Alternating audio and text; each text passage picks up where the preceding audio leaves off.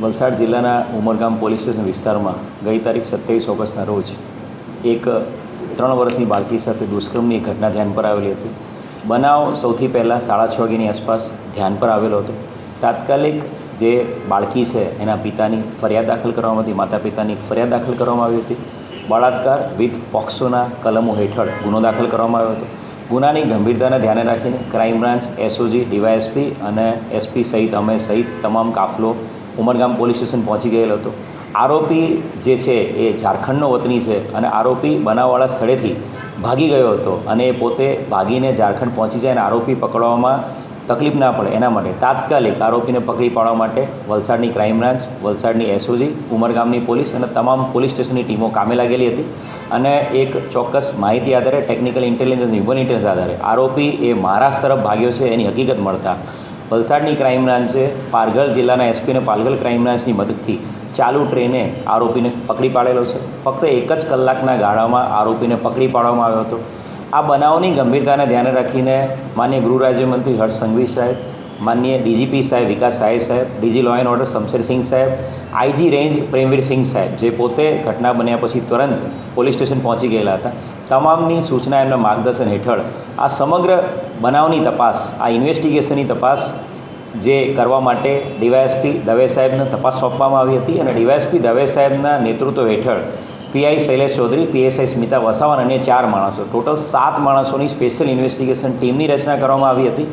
આ special investigation ટીમે ખૂબ જ સફળતાપૂર્વક કામગીરી કરીને આ જે ગુનો બન્યો હતો એને 9 દિવસની અંદર, ઐતિહાસિક 9 દિવસની અંદર 470 પાનાનું એક આખું ચાર્જશીટ ગઈકાલે રજૂ કરી દીધું છે.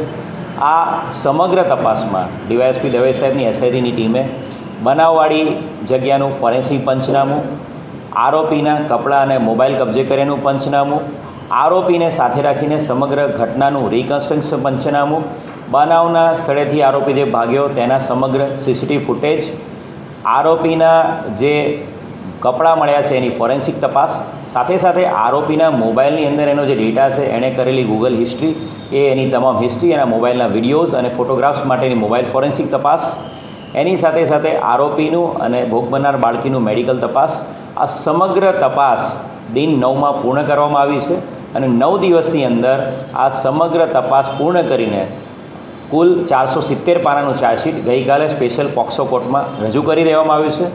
આ કેસની ગંભીરતાને ધ્યાને રાખીને સ્પેશિયલ પીપી તરીકે વલસાડ જિલ્લાના district government paediatric Anil Tripathi સાહેબની નિમણૂક કરવામાં આવી છે અને અનિલ ત્રિપાઠી સાહેબ પોક્સો કોર્ટમાં આગામી દિવસોમાં ડે ટુ ડે બેઝિસ પર આ કેસનું ટ્રાયલ ચાલે અને નજીકના દિવસોમાં જ આ કેસમાં હિયરિંગ કમ્પ્લીટ થઈને સજાનો હુકમ થાય એ પ્રકારની એમની કાર્યવાહી રહેશે. આ કેસમાં વધુ એક સફળતા પોલીસને મળી છે. પોક્સો કોર્ટ દ્વારા આ કેસમાં દિન 5ની અંદર જ જે ભોગ બનનાર પીડિતા છે એના પેરેન્ટ્સને જે વિક્ટિમ કોમ્પન્સેશન સ્કીમ અંતર્ગત જે વચગાળાની સહાય 25% સહાય એનો 2,65,500નો ઓર્ડર દિન 5ની અંદર, ગુનો દાખલ થયાના દિન 5ની અંદર જ જે વચગાળાની સહાયનો 2,65,500નો હુકમ પણ કોર્ટ દ્વારા કરવામાં આવ્યો છે. હાલ બાળકી એના માતા પિતા સાથે સ્વસ્થ હાલતમાં છે અને બાળકી એકદમ તંદુરસ્ત છે. સર, આરોપી પરિવારના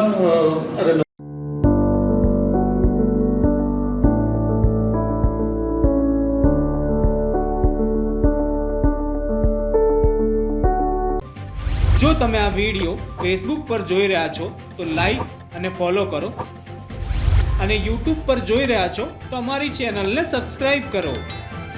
સત્તરે.com, આઝાદી સમાચારોની.